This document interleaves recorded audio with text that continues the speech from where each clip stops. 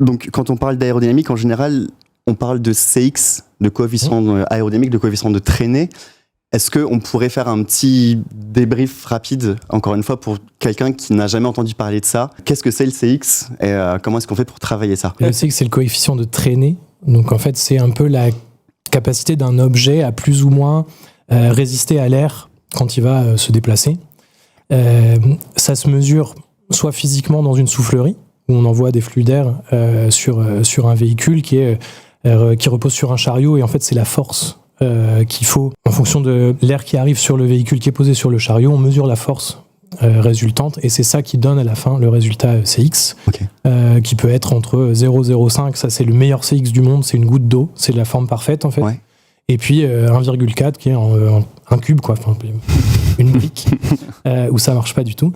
Donc ça c'est pour le CX, et